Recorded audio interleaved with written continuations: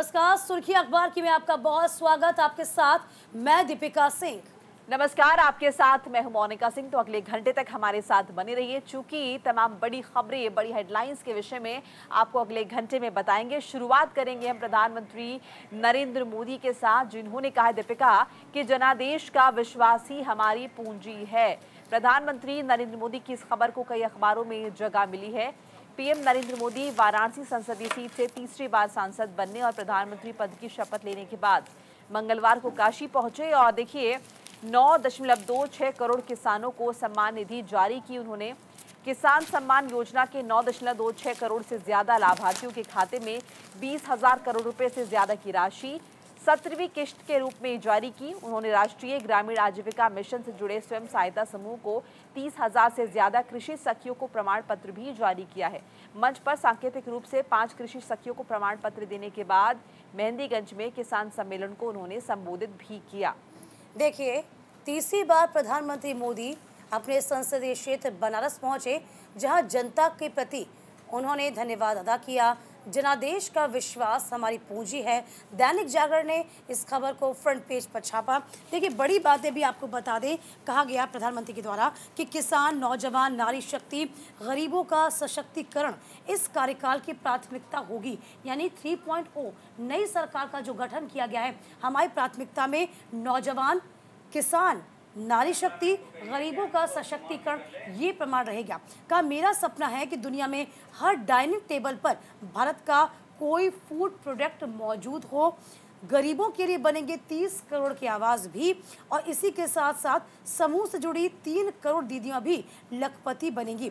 तो इस बीच देखिए, आपको बता दें कि 60 वर्ष पहले ऐसा हुआ था। यानी कि तमाम बड़ी बातें उन्होंने कहा कि ये सौभाग्य से मोदी को सेवक एक बार फिर से बनाया गया है। तो अपने संसदीय क्षेत्र पहुंचने के बाद ही तमाम बड़ी बातें प्रधानमंत्री मोदी ने भी कही। आपको याद भी होगा मोनिका, जब 3.0 सरकार बनी थी और जिस वक्त अपने कार्यकाल में गए थे, कार्यालय में गए थे प्रधानमंत्री मोदी, जो हस्ताक्षर किए थे वो किसानों के लिए किए गए थे, और कल भी 17वीं किस्त जो है वो किसानों के लिए जारी की गई। बिल्कुल, देखिए तीसरी दफा यहाँ से सांसद चुने गए हैं प्रधानमंत्री नरेंद्र मोदी, और इसी वजह से उनका ये जो दौरा रहा उत्तर प्रदेश के वाराणसी आना काफी महत्वपूर्ण हो जाता है। तमाम तैयारियां इसे लेकर की गई थी। खुद उत्तर प्रदेश के मुख्यमंत्री योगी आदित्यनाथ पहुंचे थे, तैयारियों का निरीक्षण उन्होंने किया था, जायजा लिया था। और कल प्रधानमंत्री जब पहुंचे तो जाहिर तौर पर ये बड़ा दिन इसलिए हो गया था क्योंकि इससे पहले जब वो आए थे तो आए थे वोट की अपील करने के लिए। यहाँ पर रोड शो उन्होंने किया था लंबा चौड़ा और लोगों से वोट की अपील की थी। तो ऐसे में धन्यवाद करना बनता ही था। और अब चूंकि जब नतीजे आए हैं, सरकार बन गई, एक बार फिर से मौका मिला है, तो वाराणसी की जनता के बीच प्रधानमंत्री नरेंद्र मोदी कल पहुंचे हैं और यहाँ की जनता का आभार व्यक्त उन्होंने किया। दीपिका, याद है जिस दिन नतीजे आ रहे थे, रुझान के वक्त हम लगातार देख रहे थे कि सुबह के वक्त कितनी कड़ी टक्कर देखने को मिल रही थी, लेकिन आखिरकार जनता ने उन्हीं को चुना जिन्हें वो चुनना चाहते थे। तो एक बार फिर से प्रधानमंत्री मोदी जो है वाराणसी से सांसद चुने गए, और देखिए इसी कड़ी में कल वो पहुंचे हैं। यहाँ की जनता को सौगात भी उन्होंने दी है। देखिए, बनारस से जब कोई मैसेज कन्वे होता है तो जाहिर सी बात है वो पूरे उत्तर प्रदेश में छाता है। क्योंकि बनारस जिस जगह पर मौजूद है वहाँ से कई राज्यों की सीमाएं भी लगती हैं, तो कहीं ना कहीं एक संदेश पूर्वांचल वासियों के लिए भी होता है। हालांकि लोकसभा चुनाव में उत्तर प्रदेश के सिनेरियो से जिक्र किया जाए तो बहुत अच्छा प्रदर्शन बीजेपी का नहीं रहा, ये थोड़ी चिंता की बात ज़रूर है। और इसी को लेकर आपने देखा होगा, जैसे ही रिजल्ट आया उसके बाद से ही सीएम योगी आदित्यनाथ भी लगातार तमाम कार्यों में जुट गए थे। और यहाँ जो प्रधानमंत्री मोदी ने मैसेज दिया गया है, जो थ्रू किया है, इसके कई मायने निकाले जाएंगे। चलिए आगे बढ़ जाते हैं मोनिका। नीट में 0.001% भी लापरवाही हुई तो उससे गंभीरता से निपटा जाएगा, सुप्रीम कोर्ट ने इस खबर को छापा। तो फिलहाल देखिए, इस खबर को जगह दी है अमर उजाला ने। सुप्रीम कोर्ट ने बड़ी बात की है। तो फिलहाल देखिए, ये बड़ी बात की है कि इसे गंभीरता से लिया जाएगा। यदि कोई भी गलती हुई तो गलती को बख्शा नहीं जाएगा। तो फिलहाल देखिए किस तरीके से साफ तौर पर ये बड़ी खबर।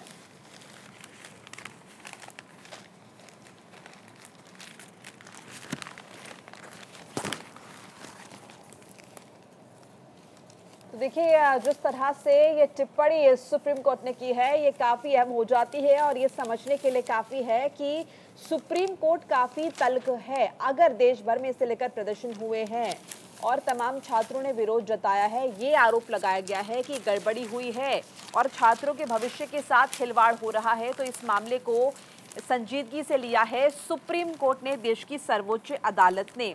और देखिए ये भी कहा है कि अगर 0.001% भी गलती हुई तो कार्रवाई होगी, समय रहते इस पर कार्रवाई होनी चाहिए। देखिए साथ ही साथ ये भी कहा कि धोखाधड़ी करने वाला कोई व्यक्ति डॉक्टर बन जाए तो समाज के लिए हानिकारक है, यानी कि इसमें डॉक्टरी के पेशे में किसी भी तरह की चूक बर्दाश्त नहीं की जाएगी। छात्रों का विश्वास जीतने और निष्पक्षता सुनिश्चित करने के लिए एनटीए को शीर्ष कोर्ट का कड़ा संदेश। देखिए इस बीच ये भी बता दें कि एनटीए अधिकारियों से पूछताछ हो सकती है। नीट पेपर लीक मामले को लेकर बिहार सरकार की आर्थिक अपराध इकाई दिल्ली में एनटीए अधिकारियों से पूछताछ कर सकती है। दरअसल ईओयू ने जांच के दौरान इस मामले में पटना के एजी कॉलोनी के पास किराए के मकान से कुछ महत्वपूर्ण दस्तावेज बरामद किए थे। कुल मिलाकर अगर हम देखें तो बहुत सारी अनियमितताएं इस मामले में देखी गई थी। ग्रेस मार्क्स को लेकर सवाल उठे थे, ये भी सवाल उठे थे कि एक सेंटर से आखिर तमाम छात्रों के एक जैसे अंक किस तरह से आ सकते हैं, जिसे लेकर अब सुप्रीम कोर्ट की तल्ख टिप्पणी और आप समझ सकते हैं जिस तरह की हेडलाइंस छपी है कि 0.001% भी गड़बड़ी बर्दाश्त नहीं की जाएगी। जाहिर सी बात है, ये भविष्य का मामला है। आप गलत डॉक्टर बन गया तो पूरे समाज को ले डूबेगा, ये सुप्रीम कोर्ट ने साफ तौर पे कहा उस स्थिति की कल्पना करें जहां धोखाधड़ी से कोई डॉक्टर बन जाए, इलाज करे तो क्या होगा। समझिए समाज के लिए ऐसी स्थिति कितनी घातक होगी। एनटीए समयबद्ध कार्रवाई करे। आपको ये भी बता दें 1563 छात्रों के ग्रेस मार्क्स रद्द किए गए, लेकिन दोबारा परीक्षा कराने की मांग के साथ तमाम छात्र इस वक्त भी आपको बता दें लगातार प्रदर्शन कर रहे हैं। एनटीए ने सुप्रीम कोर्ट को बताया था कि 1563 छात्रों को दिए गए ग्रेस मार्क्स रद्द करने का निर्णय लिया गया। दोबारा परीक्षा इनकी कराई जाएगी, इन छात्रों को पास किया जाएगा, दोबारा परीक्षा में शामिल होने का विकल्प इनके पास होगा। लेकिन यहाँ पर जो छात्र फेल हो गए हैं उनकी मांग यही है कि साफ तौर पर चूंकि पेपर लीक हुआ, ये उनका कहना है, तो मौका सभी को मिलना चाहिए, ना सिर्फ उनको अकेले मौका मिले। और यही एक बड़ी वजह है कि इस पूरे मामले को लेकर ना सिर्फ छात्रों ने इस पूरे मामले को उठाया, बल्कि विपक्ष ने भी लगातार सरकार को घेरने की कोशिश की। आपको याद होगा मल्लिकार्जुन खड़गे हुए या फिर राहुल गांधी हुए। राहुल गांधी ने तो ये तक भी कह दिया था कि बाकायदा एक संसदीय समिति का गठन किया जाए, जेपीसी का गठन किया जाए, जो कि इस पूरे मामले की संलिप्तता से जांच करे और कमियों को दुरुस्त करे।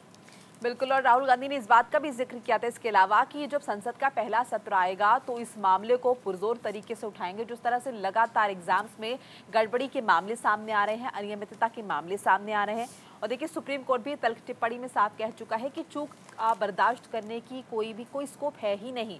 ऐसे में केंद्र सरकार से भी जवाब तलब किए गए हैं, एनटीए को भी कड़ा संदेश दे दिया गया है। चूंकि लगातार अगर हम देखें दीपिका, छात्र विरोध जता रहे हैं और इसके पीछे बहुत सारी चीज़ें इन्वेस्ट होती हैं, पेरेंट्स का टाइम, उनका पैसा और छात्रों का भविष्य भी इस पर जो है बहुत कुछ निर्भर करता है। ऐसे में अगर इस तरह की चीज़ों के साथ खिलवाड़ होगा तो ये छात्र जो कि आने वाला कल है भारत का, ये किस तरह से जो है किस तरह से अगर हम बात करें कि नई इबारत लिखी जाएगी तो किस तरह से ये तमाम चीज़ें जो हैं सटीक बैठेंगी अपनी जगह पर। बिल्कुल, यही बड़ी वजह भी है जो मोनिका, सुप्रीम कोर्ट ने कहा था कि 0.001% की गलती भी बर्दाश्त नहीं की जाएगी। गड़बड़ी हुई है तो जांच आप जरूर कीजिए। चलिए आगे बढ़ते हैं। बिल्कुल, और देखिए अगली खबर का रुख कर लेते हैं। नियमों की अनदेखी से हुई कंचनजंगा एक्सप्रेस दुर्घटना, दैनिक भास्कर ने खबर को तरजीह दी है। कंचनजंगा एक्सप्रेस ये जो दुर्घटना हुई है, देखिए कंचनजंगा एक्सप्रेस अपने तयशुदा समय से ट्रैक पर जा रही थी जब पीछे से मालगाड़ी ने टक्कर मारी है। न्यू जलपाईगुड़ी के पास का इलाका है और कंचनजंगा एक्सप्रेस आपको बता दें कि नॉर्थ ईस्ट से ये निकली थी असम के आसपास से और उसके बाद कोलकाता जाना था। सियालदा स्टेशन था जहां इसे पहुंचना था, लेकिन उससे पहले ही न्यू जलपाईगुड़ी के आसपास ही पीछे से मालगाड़ी ने टक्कर मारी, जिसकी वजह से बड़ी दुर्घटना हुई है। 8 लोगों की मौत इसमें हुई है। देखिए पहले खबरें आ रही थी कि सिग्नल को अवॉइड किया है, लेकिन अब ये भी आ रही है खबरें कि सिग्नल में खराबी थी, यानी कि बड़ी जिम्मेदारी होती है इसके पीछे। उस वक्त तो फौरी तौर पर जो रेल मंत्री है तुरंत घटनास्थल के लिए रवाना हो गए थे। प्रधानमंत्री ने तुरंत पोस्ट कर दिया था, संवेदना जाहिर की थी। राष्ट्रपति का भी पोस्ट हमने आपको दिखाया तो उन्होंने भी संवेदना जाहिर की थी। लेकिन कई तरह के सवाल इसे लेकर खड़े होते हैं कि आखिर रेलवे की तरफ से इस तरह की जो लापरवाहियां हो रही हैं, भले ही आप इन्हें छोटी कहें, लेकिन इसका जो खामियाजा है वो लोगों को अपनी जान से चुकाना पड़ता है। ऐसे में इसकी जिम्मेदारी तय होनी चाहिए। देखिए, जो तमाम बड़ी बातें आ रही हैं उन बातों को भी समझिए, क्योंकि ये बातें आपके लिए भी जानना बहुत ज़रूरी हो जाती है। दैनिक भास्कर ने इस खबर को तरजीह दी, लगातार 4 रातों से सोया नहीं था लोको पायलट। देखिए, ये भी जान लीजिए, क्योंकि जिस वक्त कहा जा रहा है सिग्नल फेल हो गया था और लोको पायलट ने निर्णय लिया आगे बढ़ने का, तो खामी कहाँ हुई, गलती कहाँ हुई, ये भी जानिए। एसोसिएशन के मुताबिक जिस पायलट पर दोष मढ़ा जा रहा है वो लगातार 4 रातों से सोया नहीं था, जबकि नियम क्या होता है, लगातार 2 रात ड्यूटी के होते हैं, ये नियम है।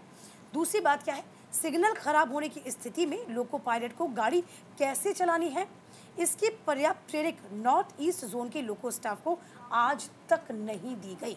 तो समझिए आप कि जान कितनी जोखिम में होती है, क्योंकि जो गाड़ी चला रहा है ना तो उसकी नींद पूरी हो रही है, ना तो उसको उचित ट्रेनिंग ही मिली। इसके बाद लोको पायलट को दोषी बताने की परंपरा तो पहले से ही चली आ रही है। उड़ीसा में हुए कोरामंडल रेल हादसा सभी को याद होगा कि किस तरीके से कहा गया था कि लोको पायलट और को पायलट मोबाइल पर क्रिकेट मैच देख रहे थे और इसी वजह से वो सिग्नल को नहीं देख पाए थे, जबकि कमिश्नर सेफ्टी की जांच में तब पता चला था कि हादसे के 2 घंटे पहले से ही दोनों के फोन स्विच ऑफ थे। तो कमिश्नर सेफ्टी बोले मालगाड़ी की रफ्तार 78 किलोमीटर घंटा थी। तो साफ तौर पर देखिए, अब स्पीच देखिए, ये मामला अब तूल इसलिए पकड़ेगा क्योंकि साफ तौर पर INDI ये गठबंधन सामने आ गया। मल्लिकार्जुन खड़गे ने भी देखिए यहाँ पर कुछ सवाल खड़े किए हैं। मल्लिकार्जुन खड़गे की तमाम बातें भी सामने आई हैं। वह एक विपक्ष होने के नाते तमाम बातें कहते नजर आए हैं कि बालासुर हादसे के बाद 1 किलोमीटर रूट पर कवच सुरक्षा प्रणाली क्यों नहीं लग सकी। ये तमाम सवाल दागे गए, 6 सवाल किए गए। रेलवे में 10 साल से 3 लाख पद खाली हैं, इसमें 21% लोको पायलट के, ये कब भरे जाएंगे। तीसरा सवाल, रेलवे बोर्ड खुद मानता है कि लोको पायलट की लगातार कई घंटे की नौकरी भी हादसे का कारण है, तो ऐसा क्यों हो रहा है।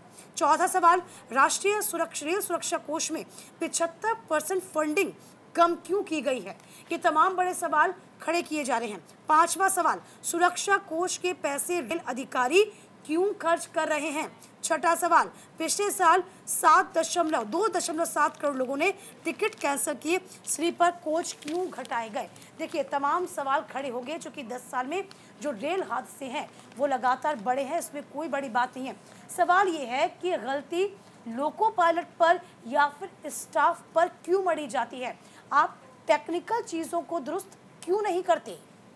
बिल्कुल, और कहीं ना कहीं जिम्मेदारी भी तय होनी चाहिए। जो हादसे हो चुके हैं उनसे सबक लेना चाहिए। नए हादसे का इंतजार आपको क्यों करना है, क्योंकि आप ये समझिए एक हादसा अगर हो रहा है तो इसके साथ कितने सारे लोगों को अपनी जान गंवानी पड़ी है, कितने सारे लोग जख्मी हुए हैं, और वो जो दहशत का माहौल लोगों के बीच बन जाता है। हो सकता है कि ये जो लोग इसमें मारे गए उनके परिवार के लोग ये तय कर ले कि आगे उस तरह सफर ना करें। तमाम तरह की बातें एक मामले के साथ जुड़ जाती हैं। ऐसे में समय रहते कार्रवाई करना बहुत जरूरी हो जाता है। महज मुआवजे का ऐलान कर देने भर से ये बात यहाँ खत्म नहीं होती है, क्षतिपूर्ति बिल्कुल नहीं होती है। आपको इनसे सबक लेने की दरकार है। अगर रेलवे इतना बड़ा नेटवर्क चला रहा है, इसमें इतना सारा पैसा इन्वेस्ट किया जा रहा है, बाकायदा बजट है, तो इसके लिए बहुत सारे आपको चीज़ों को दुरुस्त भी करना होगा, सबक भी लेने होंगे। बिल्कुल, चलिए आगे बढ़ जाते हैं। कांग्रेस नेत्री किरण चौधरी, श्रुति चौधरी बीजेपी में शामिल होंगी। दैनिक जागरण ने इस खबर को जगह दी। हरियाणा विधानसभा कांग्रेस, आपको बता दें, विधानसभा में कांग्रेस विधायक दल की नेता रही हैं किरण चौधरी और उनकी पूर्व सांसद बेटी श्रुति चौधरी ने कांग्रेस का दामन छोड़ दिया है। देखिए, किरण चौधरी, श्रुति चौधरी दोनों नई दिल्ली में भाजपा में शामिल हो सकती हैं। उन्होंने अपने समर्थकों को बुधवार सुबह करीब 9 बजे दिल्ली पहुंचने का संदेश दिया है। तो चुनाव के वक्त तो दल बदल लगातार देख ही रहे थे, लेकिन ये दल बदल अभी भी रुके नहीं है। अब ये नई अपडेट जो है वो आ रही है, जिसमें चुनाव बाद भी जो है कांग्रेस पार्टी के 2 नेता जो हैं वो जो है अब भारतीय जनता पार्टी में शामिल हो सकते हैं। किरण चौधरी, श्रुति चौधरी कांग्रेस पार्टी का दामन छोड़ चुकी हैं। देखिए, कांग्रेस विधायक दल की नेता रह चुकी तोशाम की विधायक किरण चौधरी और उनकी पूर्व सांसद बेटी श्रुति चौधरी ने कांग्रेस पार्टी का दामन छोड़ दिया है। क्या कुछ इसके पीछे वजह रही वो जानने की कोशिश करेंगे। लेकिन देखिए ये खबरें आ रही हैं कि दोनों बुधवार को नई दिल्ली में, यानी कि आज जो है नई दिल्ली में भाजपा में शामिल हो सकती हैं, बीजेपी का दामन थाम सकती हैं। अपने समर्थकों को उन्होंने आज सुबह तकरीबन 9 बजे, यानी कि 9 कुछ देने बजने वाले हैं, 9 बजे दिल्ली पहुंचने का संदेश दिया है। तमाम समर्थकों से कहा है कि वो दिल्ली में इकट्ठा हो, क्योंकि ये उनकी तरफ से प्लान बनाया गया है कि अब इन्हें जो है भारतीय जनता पार्टी में शामिल होने का इन्होंने मन बना लिया है। हालांकि जब तक शामिल नहीं होते दीपिका, कुछ भी कहना पूरी तरह से ठीक नहीं होगा। इस चीज़ों को आप पहले थोड़ा सा और समझ लेते हैं हम, क्योंकि किरण चौधरी की बेटी को यहाँ पर कह सकते हैं टिकट नहीं दिया गया, और ये जो कह सकते हैं अदावत है ये बहुत पुरानी है। अंतःकलह जो है वो कांग्रेस में लगातार छाई हुई है। हरियाणा का आप जिक्र कर लीजिए या फिर आप उत्तराखंड को उठा के देख लीजिए, मध्य प्रदेश तो इसमें हाल ही में उदाहरण है ही। तो अंतःकलह जो है इससे कांग्रेस लगातार जूझती नजर आ रही है। हरियाणा के सिनेरियो में ये खबर इसलिए खास हो जाती है क्योंकि यहाँ पर बड़े चेहरे यदि दामन छोड़ते हैं कांग्रेस का, तो कहीं ना कहीं आगामी विधानसभा चुनाव भी नज़दीक है। 6 महीने के बाद विधानसभा चुनाव होने हैं और विधानसभा चुनाव के मद्देनज़र ये खबर और भी खास हो जाती है, क्योंकि कांग्रेस को अपनी टूटी हुई जो कह सकते हैं कि जनाधार है उसको जोड़ना है, जो कार्यकर्ता रुष्ट हो जाते हैं उनको मनाना है, तमाम बड़े चेहरों को न्योता देना है, बड़े चेहरों को मनाना है। क्योंकि पहले से ही कहा जा रहा था कि टिकट यदि कट जाएगा चौधरी परिवार का तो जाहिर सी बात है इसमें बैकफुट पर भी आ सकती हैं। देखिए एक तरफ किस तरीके से हुड्डा का यहाँ पर गढ़ माना जाता है, कांग्रेस के हम जिक्र करते हैं, दीपेंद्र हुड्डा ने किस तरीके से साफ्ता पे बहुत शानदार प्रदर्शन करके रोहतक में दिखाया, इससे कहीं ना कहीं कांग्रेस जो थी इस बार बूस्ट होती नजर आई है। इसके बाद अब ये कहा जा रहा था कि जो आपसी खींचतान चल रही थी बीजेपी सरकार के भीतर में, उस खींचतान का फायदा कहीं ना कहीं कांग्रेस को मिल जाएगा। अब यहाँ पर कांग्रेस के ऊपर फिलहाल क्या ये कुठाराघात होगा, नहीं होगा, या फिर इसको डैमेज कंट्रोल कैसे करेगी कांग्रेस, ये देखने वाली बात हो जाएगी। चलिए मोनिका आगे बढ़ जाएं। बिल्कुल, अगली खबर का रुख कर लेते हैं। रामवीर बिधूड़ी की बात कर लेते हैं, जिन्होंने नेता प्रतिपक्ष से इस्तीफा दे दिया है। हिंदुस्तान टाइम्स ने इस खबर को छापा है। दिल्ली की दक्षिणी लोकसभा सीट से हाल ही में चुनाव जीतने वाले नवनिर्वाचित बीजेपी सांसद रामवीर सिंह बिधूड़ी ने दिल्ली विधानसभा की सदस्यता से मंगलवार को इस्तीफा दिया। बिधूड़ी विधानसभा से 7वीं विधानसभा के सदस्य थे। उन्होंने सांसद चुने जाने के बाद अपनी सदस्यता से इस्तीफा दे दिया है, जिसे दिल्ली विधानसभा के अध्यक्ष राम निवास गोयल की तरफ से स्वीकार कर लिया गया है। इस बाबत विधानसभा के में नोटिफिकेशन भी जारी हो चुका है। विधानसभा के दिल्ली विधानसभा के डिप्टी सेक्रेटरी की तरफ से नोटिफिकेशन दिया गया है। दिल्ली की बदरपुर विधानसभा 53 से बीजेपी के विधायक रामवीर सिंह बिधूड़ी दिल्ली विधानसभा में नेता प्रतिपक्ष की जिम्मेदारी भी संभाल रहे थे। नेता प्रतिपक्ष का पद दिल्ली सरकार में 8वें मंत्री के तौर पर माना जाता है। नेता प्रतिपक्ष को तमाम सुविधाएं मुहैया कराई जाती हैं, जो कैबिनेट मंत्री को उपलब्ध कराई जाती हैं। बिधूड़ी के इस्तीफे के बाद अब बदरपुर विधानसभा फिलहाल खाली हो गई है, फिलहाल रिक्त नजर आ रही है। तो देखिए इस खबर को जगह दी गई है, बिधूड़ी का इस्तीफा यहाँ पर हुआ, आपको बता भी देते हैं। Elected as MP BJP's Bidhuri resign as LOP in Delhi house. तो Bharatiya Janata Party leaders Ram Singh Bidhuri resigned as the leader of the opposition as well as the member of the Delhi Assembly on the Tuesday following his election as the Lok Sabha member of the parliament from the South Delhi seat. The development leaves the LOP position vacant, for which a race among the BJP MLAs in the Delhi Assembly has now begun. तो फिलहाल देखिए बिधूड़ी को लेकर हमेशा से कहा जाता है कि एक अच्छे जो नेता है बिधूड़ी वो माने जाते हैं, और अब उनका जो स्थान रिक्त हो जाएगा उसके लिए अब क्या ऑप्शन तलाशे जाएंगे ये देखने वाली बात होगी। चलिए आगे बढ़ जाएंगे। देश भर के 41 जो आपको बता दें कि हवाई अड्डों पर बम की धमकियां मिली हैं। देखिए इनसे हड़कंप लगातार बढ़ता जा रहा है, सभी खबरें झूठी साबित हो गई हैं। द हिंदू ने इस खबर को जगह दी। तो देश भर में आपको बता दें किस तरीके से देखिए 41 airports across country going to a tizzy after receiving bomb threats, all prove to be hoaxes. तो यानी कहीं ना कहीं झूठे साबित हुई हैं तमाम अफवाहें। 41 एयरपोर्ट है देश भर में जहां पर बॉम्ब थ्रेट्स आए थे। इसे लेकर तहलका मच गया है, लोगों के बीच हड़कंप की स्थिति जो है वो बनी हुई है। हालांकि देखिए, जो मंशा होती है बम की धमकी, इस तरह से जो झूठी खबरें फैलाते हैं, उनकी मंशा होती है लोगों के बीच दहशत पैदा करना, हड़कंप मचाना।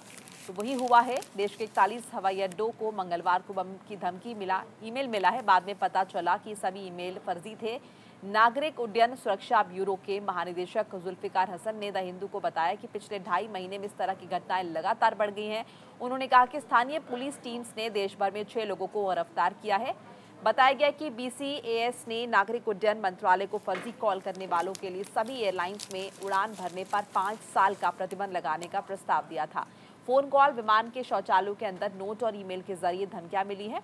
कुछ कॉल करने वालों का पता लगाया गया है, कुछ की गिरफ्तारियां भी हुई हैं। पुलिस टीम्स विभिन्न नोट्स पर हस्तलिपि का भी विश्लेषण कर रही हैं। जहां तक ईमेल का सवाल है, कुछ का पता लगा लिया गया है, जबकि कुछ की जांच की जा रही है। बिल्कुल, देखिए 41 यानी कि 41 airports go into the dizzy after the receiving bomb threat by email. देखिए यहाँ पर 41 एयरपोर्ट का जिक्र किया गया जिसको बम से उड़ाने की धमकी मिली थी। इससे पहले आपको याद होगा किस तरीके से दिल्ली NCR का जिक्र कर लिया जाए, या फिर उत्तर प्रदेश में भी आपने देखा होगा किस तरीके से स्कूल में बम की खबर मिली थी, वो अफवाह फैली थी, तब सभी सख्ते में आ गए थे। ये बच्चों से जुड़ा हुआ मामला था। तभी ये कहा गया है कि कुछ वक्त से इस तरह की घटनाएं जो घटनाएं हैं, जो अफवाहें हैं, वो अब आम हो चली हैं। फिलहाल इन अफवाहों को गंभीरता से भी लेना बहुत ज़रूरी हो जाता है मोनिका, कभी कभी, क्योंकि हम बैठे बिठाए तमाम बड़े हादसों को न्योता नहीं दे सकते, लापरवाही हम नहीं बरत सकते, इसीलिए थोड़ा सा पैनिक माहौल हो जाता है। लेकिन अब इस पूरे मामले को फिलहाल गहनता से जांचा जा रहा है, परखा जा रहा है। लेकिन गनीमत की बात यह है कि ऐसा जो हो रहा है वो हो नहीं पाया, यानी कि जो खबरें आ रही हैं वो झूठी साबित हो रही हैं। चलिए, फिलहाल वक्त हो चला एक छोटे से ब्रेक का। ब्रेक के उस पर भी खबरें लगातार जारी हैं, बने रहिए हमारे साथ।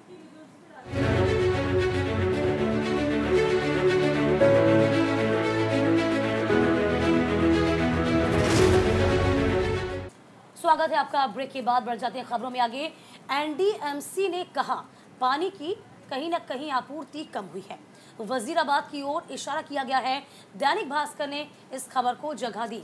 नई दिल्ली नगर पालिका परिषद यानी कि NDMC ने मंगलवार को कहा कि उसका जल आपूर्ति नेटवर्क बाधित हो गया है, क्योंकि नगर निकाय को दिल्ली जल बोर्ड यानी कि DJB से प्रतिदिन केवल 70 से 80 मिलियन लीटर MLD पानी मिल रहा है, जबकि सामान्य आपूर्ति 120-130 MLD की है। इसका मुख्य कारण है कच्चे पानी की कम पानी देने से मना कर दिया है। ह्यूमैनिटेरियन ग्राउंड्स पर पानी देने के लिए अदालत ने भी कहा था कि इस पर जो है विचार विमर्श होना चाहिए, जिस पर अब कहा गया है दिल्ली सरकार की तरफ से कि हरियाणा ने इस ग्राउंड को सिरे से खारिज कर दिया है। आतिशी ने कहा कि जल संकट से निपटने के लिए दिल्ली सरकार के अधिकारियों के कुछ स्तरीय प्रतिनिधिमंडल चंडीगढ़ में हरियाणा सरकार के प्रमुख सचिव के साथ बैठक करते हुए दिखे। और देखिए, इसके साथ इस प्रतिनिधिमंडल में अतिरिक्त मुख्य सचिव मनीष गुप्ता, दिल्ली जल बोर्ड के CEO और नोडल CA जो हैं वो शामिल रहे हैं। दिल्ली में जल संकट VIP इलाकों से होते हुए अस्पतालों तक पहुंच गया है। लुटेंस दिल्ली में जल संकट की वजह से मंगलवार को लेडी हार्डिंग और RML अस्पताल की जलापूर्ति भी प्रभावित हुई है। इससे आप गंभीरता समझ सकते हैं इस मामले की। देखिए, जो बैठक हुई है उसमें दिल्ली सरकार ने हरियाणा सरकार से अतिरिक्त पानी छोड़ने की अपील की थी। आतिशी ने 15 जून को हरियाणा से मानवीय आधार पर अतिरिक्त पानी देने का अनुरोध किया था, लेकिन उसे खारिज कर दिया गया। यानी वो जो मामला था ना कि दिल्ली सरकार ये कह रही है कि हरियाणा हमें पानी नहीं दे रहा, और हरियाणा सरकार का ये कहना है कि ये मैनेजमेंट नहीं कर पा रहे, पानी तो पर्याप्त मात्रा में है। वो बात वहीं के वहीं टिकी हुई है, अभी भी सॉल्यूशन निकलकर सामने आने को तैयार नहीं है। भारतीय जनता पार्टी लगातार सड़कों पर है, मटका फोड़ प्रदर्शन किया जा रहा है। लेकिन देखिए, जो समझने की बात है वो ये कि तमाम राजनीतिक दल अगर एक साथ बैठकर इस पर विचार विमर्श करें और सोल्यूशन निकाला जाए तो शायद हमारी बेहतरी के लिए ये ज़्यादा होगा। दिल्ली की जनता तक एक मुनासिब क्वांटिटी में पानी पहुंच पाएगा, लेकिन इसके उलट स्थिति देखने को मिल रही है दीपिका।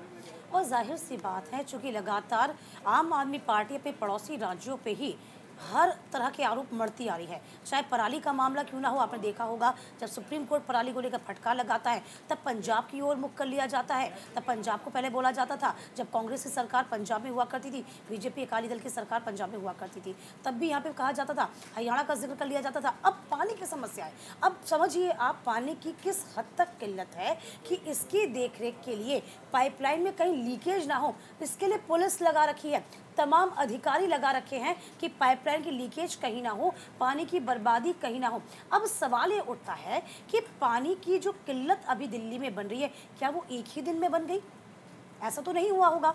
जाहिर सी बात है कि जैसे जैसे गर्मी बढ़ रही होगी, अपने आप में इस बात का इल्म होना शुरू हो जाता है कि पानी की आपूर्ति और ज़्यादा होनी चाहिए।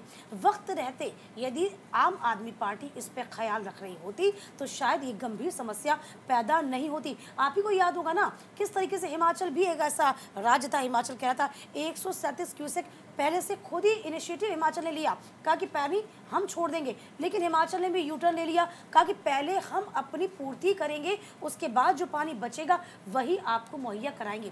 अब सवाल यही उठ जाता है कि यहाँ पर आम आदमी पार्टी लड़कर तो पानी नहीं ले पाएगी, आपको बैठकर ही इस समस्या का समाधान निकालना होगा। हालांकि दीपिका, इसमें एक इंटरेस्टिंग पेच ये है कि दिल्ली में आम आदमी पार्टी की सरकार है, और अगर हम हरियाणा की बात करें भारतीय जनता पार्टी की सरकार है, अगर हम हिमाचल की बात करेंगे तो कांग्रेस पार्टी की सरकार है। तो लोगों की सुविधा से पहले कहीं ना कहीं राजनीतिक पार्टियों की ये मंशा होती है कि वो अपनी राजनीतिक रोटियां सेक पाए। दिल्ली सरकार की तरफ से ये भी कहा जा रहा है कि वो केंद्र सरकार से लगातार मदद की गुहार लगा रहे हैं, लेकिन जो केंद्र में जल मंत्री हैं वो मिल नहीं रहे, मिलने का वक्त नहीं दे रहे, और इसीलिए सोल्यूशन जो है वो अभी भी निकल कर नहीं आया। हिमाचल पहले अग्री हो गया था पानी देने के लिए, उस वक्त इस बात का ऐलान नहीं किया गया था आम आदमी पार्टी के द्वारा कि विधानसभा चुनाव आम आदमी पार्टी और कांग्रेस साथ में लड़ेगी। जैसे आम आदमी पार्टी ने इस बात का ऐलान किया कि विधानसभा चुनाव जो है दिल्ली में हम अलग लड़ेंगे और जो गठबंधन हुआ है वो सिर्फ लोकसभा चुनाव के लिए है, बात जो बिगड़ना शुरू हो गई थी ना मोनिका, वो यहीं से हो गई थी। इसी के बाद कहा जा रहा है कहीं ना कहीं हिमाचल प्रदेश ने यू टर्न लिया है। बहरहाल बातें जो भी हो, इन तमाम बातों के बीच में आम जनता पिस रही है और आम आदमी पार्टी बतौर दिल्ली सरकार होने के नाते इस समस्या का सल्यूशन निकालना बहुत जरूरी है। आप देखिए ना, दिल्ली में प्रदर्शन सिर्फ बीजेपी नहीं बल्कि कांग्रेस भी कर रही है, मटका फोड़ प्रदर्शन। मैं वही कह रही हूँ, क्योंकि तमाम चीजें जो है ना अब वो राजनीतिक रूप अख्तियार करती जा रही है। चलिए मोनिका आगे बढ़ जाते हैं। 50% से अधिक उत्तर पश्चिम भारत, जी हाँ, जो तापमान चला गया है 50% से ज्यादा। भारत 1991 के बाद अपने सबसे गर्म दौर की चपेट में है। देखिए एनबीटी ने इस खबर को जगह दी है, आपको खबर दिखा रहे हैं। किसी भी अखबार से आप इस गर्मी की खबर को उठा लीजिए, आपको हर एक जगह पर ये खबर समझ में आ जाएगी, दिख जाएगी। देखिए इस खबर को हम लगातार जगह दे रहे हैं, आप तक इस खबर को पहुंचाने की हम कोशिश कर रहे हैं। दिल्ली एनसीआर में गर्मी का कहर जारी है, हर शख्स बेबस है। हीट स्ट्रोक का जिक्र कर लिया जाए तो दो की मौतें हो गई हैं। एलएनजेपी में 5 मरीज वेंटिलेटर पे हैं। सीजन की सबसे गर्म सुबह कल महसूस की गई थी। 51% यानी कि 51 डिग्री वाला गर्मी का एहसास हो रहा है। अब समझिए आप कि किस तरीके से ये गर्मी लोगों की जान लेने पर आमादा हो गई। और इस बीच आप देखिए कि कोड़ पे खाज हम इसे कहते हैं कि एक तो पानी नहीं, ऊपर से भीषण गर्मी। कैसे लोग साफ तौर में आप देखिए ना, कूलर चलाती, यदि हम मिडिल क्लास की बात करते हैं, वह कूलर का सहारा उनके पास होता है कूलर चलाने के लिए। यहाँ तो पीने के पानी के लिए भी मोहताज हो रहे हैं, तो कूलर के लिए भी पानी कहाँ से मैसर हो पाए मोनिका? बिल्कुल। तो देखिए दिल्ली में पिछले 15 साल में इस बार का जो जून का महीना है वो सबसे ज्यादा गर्म रहा है, और 6 साल का सबसे अधिक मिनिमम टेम्परेचर जो है वो दर्ज हुआ है। ये हम आपको आंकड़े बता रहे हैं। और अगर हम बिजली की मांग करें, जैसे कि लगातार हम बात कर रहे हैं कि गर्मी की वजह से मौसम अगर ज़्यादा गर्म है तो इसकी जो दूसरी चीज़ें हैं जो इससे डायरेक्टली प्रोपोर्शनल हैं, जैसे कि पानी की आपूर्ति हो गई, जो कि दिल्ली में काफ़ी कम नजर आ रही है। मध्य प्रदेश में भी पानी की कमी है। हालांकि मध्य प्रदेश जो है उसका कॉपरेशन उत्तर प्रदेश के साथ चल रहा है, दोनों ही राज्यों में एक ही पार्टी की सरकार है, तो वहाँ पर कोई प्रॉब्लम नहीं है। लेकिन जहाँ पर दूसरे राज्यों की दूसरी पार्टियों की सरकार होती है वहाँ पर ये कॉपरेशन की दिक्कत जाहिर तौर पर आती है, क्योंकि पहले राजनीतिक रोटियाँ भी सेकनी है। बहरहाल यहाँ पर देखिए जो 6 साल का सबसे मिनिमम टेम्परेचर सबसे ज़्यादा मिनिमम टेम्परेचर दर्ज हुआ है और गर्मी की वजह से 4 घंटे की देरी से फ्लाइट्स रवाना हो रही हैं। अगर हम देखें तो रिकॉर्ड 8,647 मेगावाट पर बिजली की मांग पहुंच गई है। इस बीच देखिए, जो घरों में आप अपने एयर कंडीशन यूज़ कर रहे हैं वो कहीं ना कहीं विफल नज़र आ रहे हैं। गाड़ियों में जो आप एसी यूज़ करते हैं वो विफल नज़र आ रहे हैं। उस एफिशिएंसी के साथ वो काम नहीं कर पा रहे जिस एफिशिएंसी के साथ उन्हें काम करना चाहिए। और इस बीच देखिए, मज़े की बात ये भी है कि मॉनसून की स्पीड भी अचानक से धीमी हो गई है। हालांकि कहा जा रहा है कि मॉनसून चाहे तो कवर अप कर भी सकता है, लेकिन फिलहाल जो मौजूदा स्थिति है उसमें मॉनसून की स्पीड जो है वो धीमी नज़र आ रही है। ऐसे में ये जून के आखिरी हफ्ते में, आखिरी दिनों में ही पहुँच पाएगा दिल्ली इलाकों में। और जो प्री मानसून शावर होंगे वहाँ पर भी अगर हम देखें तो वो भी बहुत ज़्यादा इफेक्टिव नहीं होंगे। और जाहिर तौर पर दीपिका, जब प्री मानसून आएगा भी तो ह्यूमिडिटी किस हद तक होगी आप ये समझ ही सकते हैं। एक बार फिर से, जैसे कि हम अभी जिक्र कर रहे थे कि पानी की कमी है तो आपके कूलर भी एफिशिएंट नहीं है। जाहिर सी बात, देखिए सबसे ज़्यादा जो प्रभावित होते हैं ना मोनिका, वो बाहर काम करने वाले लोग होते हैं, जिसमें आप देखिए डॉक्टर्स ने कहा कि सिक्योरिटी गार्ड्स हो गए, कंस्ट्रक्शन साइट पर काम करने वाले जो मजदूर होते हैं, सड़क किनारे रहने वाले लोग होते हैं, वो सबसे ज़्यादा प्रभावित होते हैं। इसके कुछ मामले सामने आ रहे हैं। इसी की वजह से जो है ना कि जो लगातार मरीजों की संख्या है वो तमाम जो गवर्नमेंट हॉस्पिटल्स हैं उसमें बढ़ती जा रही है। हम तो यही कहेंगे, आप ज़्यादा से ज़्यादा अपनी बॉडी को हाइड्रेट रखिए, ज़्यादा से ज़्यादा पानी पीजिए, जो सीजनल फूड्स हैं उसका आप इस्तेमाल कीजिए, सो दैट कि आप गर्मी से बच सकें, इससे राहत पा सकें। चलिए आगे बढ़ जाते हैं हमारे काम। बिल्कुल, देखिए 8,647 मेगावाट पहुंची है बिजली की मांग, जैसे कि अभी हम जिक्र भी कर रहे थे। आज तक सबसे अधिक नवभारत टाइम्स में इसका जिक्र हुआ है। और भीषण गर्मी की वजह से बिजली की मांग अब तक की सबसे ज़्यादा बड़ी मांग इसे देखा जा रहा है। सबसे अधिक है, 8,647 मेगावाट पर पहुंच गई है। लोग कटौती से भी लगातार परेशान है, वोल्टेज लगातार फ्लक्चुएट हो रही है। और अगर हम देखें तो बिजली की अगर हम देखें लगातार पावर कट भी हो रहे हैं। ये देखिए, अभी भी हमने इसका अभी जस्ट जिक्र किया है। चूँकि मौसम की बात हो रही है तो बिजली का इससे सीधा सरोकार है। और इसी कड़ी में ये देखिए, एक छोटी सी यहाँ पर ये हेडलाइन है जिसमें इस बात का जिक्र है कि किस तरह से रिकॉर्ड स्तर पर पहुंची है बिजली की खपत। और देखिए, दीपिका भी आपको दिखा रही हैं। देखिए, बढ़ती गर्मी के बीच दिल्ली में बिजली की मांग लगातार बढ़ रही है। दिल्ली में अगर मंगलवार की बात करें तो दोपहर 3:22 पर बिजली की अधिकतम मांग 8,647 मेगावाट पर पहुंच गई, जो इसका अब तक का सबसे उच्चतम स्तर है। दिल्ली में बिजली की अधिकतम मांग का पिछला रिकॉर्ड इसी साल 29 मई को बना था, जब 8,302 मेगावाट की मांग की गई थी। दिल्ली में बिजली की अधिकतम मांग 22 मई 2024 को पहली दफा 8,000 मेगावाट तक पहुंची थी। तो ये आप समझ सकते हैं कि मौसम की जब मार पड़ी है तो उसका असर अलग अलग रूपों में आपको दिखाई देगा। बात चाहे बिजली की कर लें या फिर हम पानी की क्यों ना कर लें, और कुछ उसी की बानगी जो है वो नज़र आ रही है। और आप देख रहे होंगे कि लगातार जिन घरों में एक साथ 3 एसी हैं, तमाम एसी एक साथ ऑपरेट किए जा रहे हैं, जिसकी वजह से दूसरे लोग भी कहीं ना कहीं सफ़र करें। इसे लेकर भी लोगों की भी जागरूकता होनी चाहिए कि बाकी लोग भी हैं, आप इतनी समझदारी रखें कि जितना मिनिमम पावर कंजम्पशन आप कर सकते हैं उतना करें। हम जिक्र इसलिए करें मंगलवार का, चूँकि सीज़न की सबसे अधिक मांग रही है पूरे सीज़न में। मंगलवार यानी कि पहले आपको बता दें 18 तारीख पहले कह दिया गया था कि 18 तारीख में सबसे ज़्यादा गर्मी पड़ेगी। तो 18 तारीख यानी कि मंगलवार को सीज़न की सबसे ज़्यादा मांग रही। एक महीने में 8 बार पावर की डिमांड बढ़ी, 8,000 मेगावाट से अधिक मांग बढ़ी है। और इसी को लेकर दिल्ली ट्रांसको लिमिटेड की रिपोर्ट के मुताबिक मंगलवार को दिल्ली में अधिकतम पावर की डिमांड 8,667 मेगावाट रिकॉर्ड की गई, जो इस सीज़न की सबसे अधिक डिमांड है। इस सीज़न में पहली बार 22 मई को पावर डिमांड 8,000 मेगावाट थी। इसके बाद में देखिए, दिल्ली में पावर सप्लाई करने वाली बिजली वितरण कंपनियां BSES के अधिकारियों के अनुसार तपती गर्मी की वजह से बिजली की मांग लगातार बढ़ती जारी है। मंगलवार का जिक्र कर रहे हैं। अच्छा, ये भी देख लीजिए कि कौन कौन से ऐसे एरियाज हैं जिसमें डिमांड ज़्यादा हो जाती है। देखिए, मंगलवार को PRPL एरिया में बिजली की डिमांड थी 3,750। पूर्वी दिल्ली, नॉर्थ ईस्ट दिल्ली में पावर सप्लाई करने वाली BVIPL एरिया में डिमांड जो थी 1,858 मेगावाट रही। नॉर्थ दिल्ली, बाहरी दिल्ली में बिजली सप्लाई करने वाली टाटा पावर एरिया में पावर डिमांड 2,446 मेगावाट हो गई। अब देखिए, समझिए इस बात से भी कि कोशिश आप खुद करिए कि आप पानी को ज़्यादा से ज़्यादा सेव करें और जिस जगह आप, जिस कमरे में, जिस रूम में आप बैठ रहे हैं, सिर्फ उस रूम का ही आप पंखा, एसी, कूलर, वटेवर जो आप यूज़ करते हैं उसी का इस्तेमाल करें। और नहीं हो तो उस कमरे में, जब दूसरे कमरे में जाएं तो टीवी, पंखे सबको, स्विच को ऑफ करें। ये आप पावर सेविंग ज़रूर करिए, ये हम भी आपसे अपील कर रहे हैं। चलिए मोनिका, आगे बढ़ जाएं।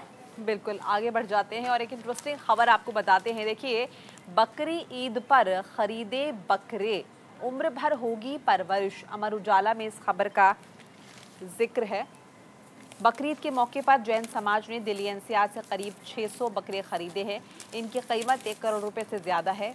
इस राशि को समाज की तरफ से किए गए दान से जुटाया गया है। दिलचस्प ये है कि उत्तर प्रदेश के बागपत में इनके लिए बकराशाला बनवाई गई है।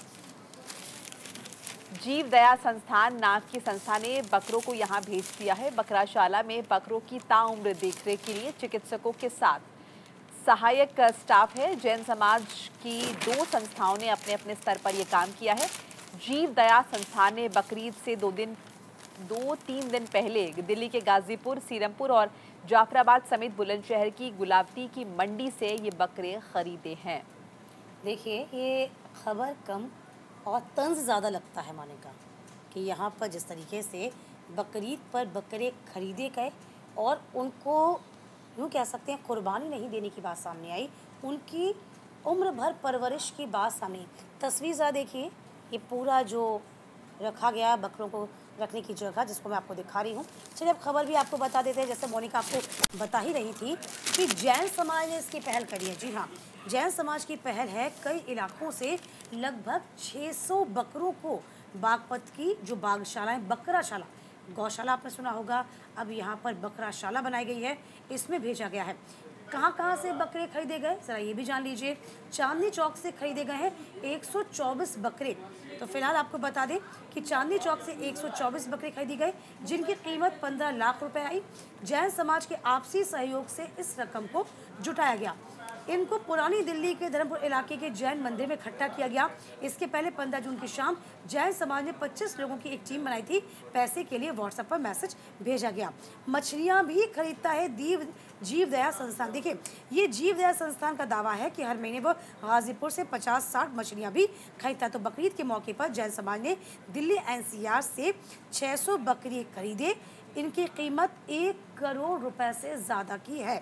दिलचस्प तो ये है कि उत्तर प्रदेश के बागपत में इनके लिए बकराशाला बनवाई गई है और इनकी कीमत को साफ तौर पे कहा गया है कि इनको हमेशा से ही सेव करके रखा जाएगा।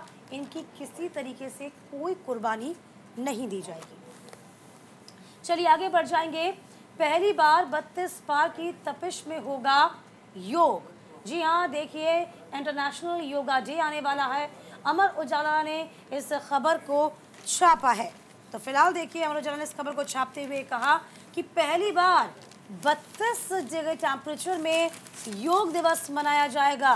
तो तैयार रहिए आप इंटरनेशनल योग डे में योगा करने के लिए। देखिए, राजधानी में अंतर्राष्ट्रीय योग दिवस पर इस बार योग पहली बार 32 डिग्री से ज़्यादा की तपिश में होगा। ये 2015 से अब तक का सबसे अधिक मिनिमम टेम्परेचर है, जिसका पहले भी जिक्र किया हमने। तापमान में बढ़ोतरी की वजह से सुबह सवेरे भी गर्मी का एहसास होगा। मौसम विभाग का पूर्वानुमान है कि 21 जून को अधिकतम तापमान 43 डिग्री और मिनिमम टेम्परेचर 32 डिग्री या इससे ज़्यादा रह सकता है। उस वक्त आंशिक रूप से बादल छाए रहेंगे और 25 से 35 किलोमीटर प्रति घंटे की रफ्तार से हवा चलेंगी। इससे मंगलवार की तुलना में तो तापमान में कमी आएगी, लेकिन योग दिवस की सुबह गर्मी से राहत मिलने की उम्मीद नहीं है। तो 21 जून को अंतर्राष्ट्रीय योग दिवस मनाया जाता है। प्रधानमंत्री नरेंद्र मोदी इसके लिए जो है जम्मू कश्मीर भी जाएंगे, ऐसा उनका प्लान है। और देखिए, ये बताया जा रहा है कि पहली बार 32 पार की तपिश में होगा योग। इसके मायने समझ लीजिए, क्योंकि सुबह के वक्त योग ज़्यादातर करते हैं और सुबह के वक्त ये जो पारा है ये 32 डिग्री से ज़्यादा होगा। इसीलिए आप समझ लीजिए कि गर्मी कितनी ज़्यादा होगी और इस गर्मी के बीच खुले आसमान के नीचे जब योग करेंगे तो किस तरह से दिक्कतें जो हैं वो पेश आएंगी। हालांकि देखिए, स्पिरिट कम नहीं होनी चाहिए योग को लेकर, क्योंकि इसे लगातार प्रमोट भी किया जाता रहा है। देखिए, बड़ी बात यह है कि जिस तरीके से आपने भी सुना होगा कि लगातार जो मौसम है उसमें जो टेम्परेचर है वो लगातार बढ़ रहा है।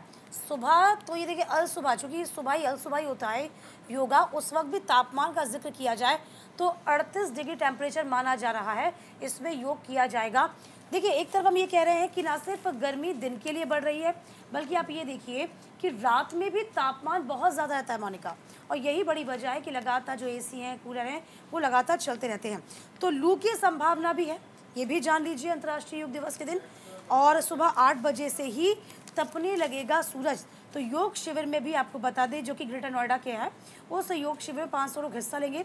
अंतर्राष्ट्रीय योग दिवस की तैयारियों को लेकर मंगलवार को भारतीय योग संस्थान के पदाधिकारियों ने सेक्टर अल्फा में एक बैठक की। बताया कि यहाँ पर 21 जून को अल्फा सेक्टर में 500 लोग हिस्सा लेंगे, ठीक है। और 7 बजे तक, यानी कि अब जो 8 बजे से 7 बजे से योगा डे शुरू हो जाता था, अब ये कहा जा रहा है चूँकि गर्मी बहुत ज़्यादा पड़ जाएगी, 8 बजे तो सूरज अपने शबाब पे आ जाएगा, तो 5 बजे से जो शुरुआत है योगा डे की वो कर ली जाएगी। सुबह 5 बजे से लेकर शाम की 7 बजे तक योगा होगा। तो 19 जून से शुरू होगा नया पश्चिम विक्षोभ। तो फिलहाल देखिए, हम पहले भी कह रहे थे कि पश्चिम विक्षोभ नहीं आने के कारण ही हवा शुष्क हो रही है, गर्म हो रही है, और यही एक बड़ी वजह है कि जो मॉनसून आते आते वक्त लग रहा है।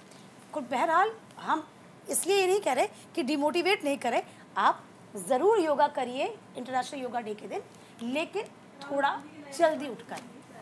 चलिए आगे बढ़ जाए। देखिए, अमेरिका बोला तिब्बत को मान्यता जल्द। बौखलाए चीन ने कहा दुनिया को गलत संकेत भेजना बंद करें। अमर उजाला ने खबर को तरजीह दी है। अमेरिकी संसद में तिब्बत से जुड़ा एक बिल पास किया गया है। इस एक्ट के तहत अमेरिका दुनिया भर में चीन के तिब्बत को लेकर फैलाए गए झूठ का जवाब देगा। इसके अलावा वो चीन और दलाई लामा के बीच बिना शर्त समझौता कराने की कोशिश भी करेगा। इस दौरान अमेरिकी अधिकारी चीन के तिब्बत को अपना हिस्सा बताने वाले दावों को भी खारिज करेंगे। राष्ट्रपति जो बाइडेन G7 समिट से लौटने के बाद इस बिल पर साइन करेंगे। रिजॉल्व तिब्बत एक्ट बिल आज बुधवार जो है 12 जून को अमेरिकी संसद के दोनों सदनों हाउस ऑफ रिप्रेजेंटेटिव्स और सेनेट में पास हुआ था। इसके बाद गुरुवार को तिब्बत के अधिकारी ने एक पोस्ट कर अमेरिकी सांसदों का शुक्रिया अदा किया। उन्होंने लिखा कि अमेरिकी संसद में पास हुए बिल का स्वागत करता हूं। ये तिब्बत के लोगों को 70 साल से अहिंसा के रास्ते पर चलने के लिए और मजबूत बनाएगा। देखिए, अमेरिका बोला तिब्बत को मान्यता जल्द। बौखलाए चीन ने कहा दुनिया को गलत संकेत भेजना बंद करे। सियासत कर रहे हैं दलाई लामा, ये चीन का कहना है। चीन ने अमेरिका को तिब्बत के बारे में अपनी प्रतिबद्धता पर कायम रहने के लिए कहा है।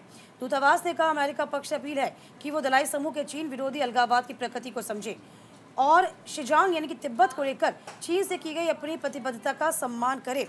भारत पहुंचे अमेरिकी प्रतिनिधिमंडल ने कहा तिब्बत को जल्द ही आज़ाद देश की मान्यता मिल जाएगी, क्योंकि तिब्बत जो है लगातार आपको बता दें कि इस बात से जूझ रहा है कि चीन हमेशा उसके ऊपर एक अधिकार जमाता आ रहा है। अमेरिकी संसद के निचले सदन में प्रस्ताव पारित हो गया है। जल्दी इस पर राष्ट्रपति हस्ताक्षर करेंगे। अमेरिकी प्रतिनिधिमंडल बुधवार को तिब्बती धर्मगुरु दलाई लामा से मुलाकात करेगा। अमेरिका के इस रुख से बौखलाए चीन ने कहा अमेरिका दुनिया को गलत संकेत भेजना बंद करे। दलाई लामा धर्म की आड़ में चीन विरोधी अभियान को चला रहे हैं। तो कहीं ना कहीं आपको बता दें दलाई लामा इलाज के लिए 20 जून को अमेरिका जा रहे हैं। उनकी यात्रा से पहले मैक्लोडगंज में प्रतिनिधिमंडल से उनकी मुलाकात हुई थी और तभी आपको बता दें कि ये फैसला लिया गया।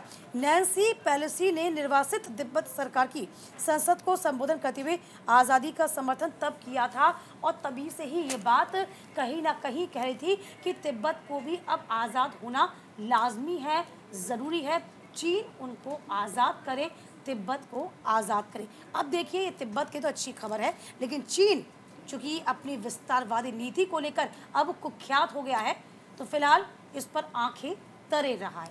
बढ़ जाएंगे आगे। नीरज की पेरिस ओलंपिक से पहले स्वर्णिम शुरुआत हुई है। द इंडियन एक्सप्रेस ने इस खबर को जगह दी। टोक्यो ओलंपिक के स्वर्ण पदक विजेता भारतीय भाला फेंक एथलीट नीरज चोपड़ा ने पावो नूर में खेलों में शानदार प्रदर्शन करते हुए जीत हासिल की।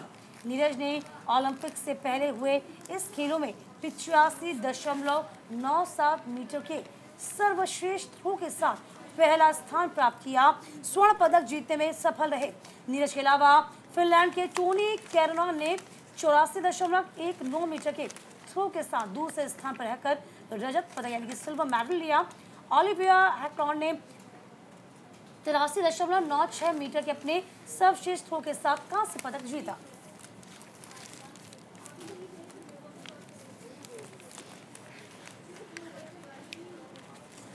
तो देखिए खूबसूरत शुरुआत इसे कह सकते हैं ओलंपिक से पहले।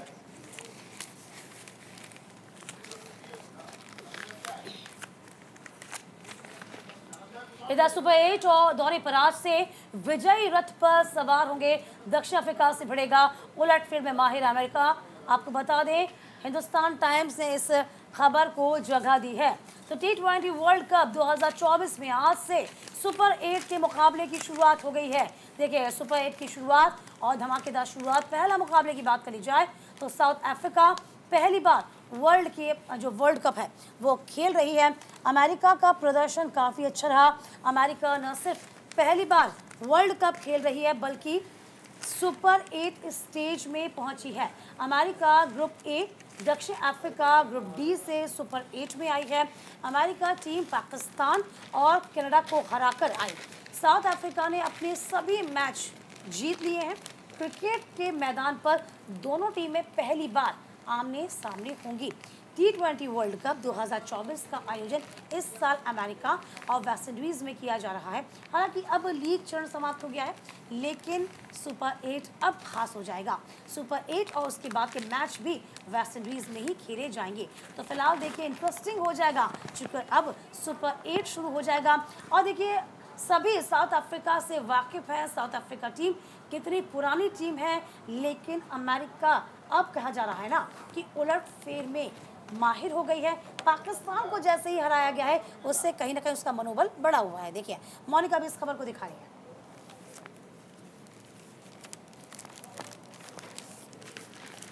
तो देखिए हिंदुस्तान टाइम्स पे भी इसका जिक्र है और सभी की निगाहें रहेंगी कि आखिर T20 वर्ल्ड कप का ताज कौन अपने सिर लेकर जाता है। जाहिर तौर पर चूंकि भारतवासी है तो हमारी यही मंशा रहेगी और यही उम्मीद रहेगी कि T20 वर्ल्ड कप भारत आए। बहरहाल आज के बुलेटिन में फिलहाल इतना ही। लगातार खबरों के लिए आप बने रहिए न्यूज़ इंडिया के साथ। नमस्कार।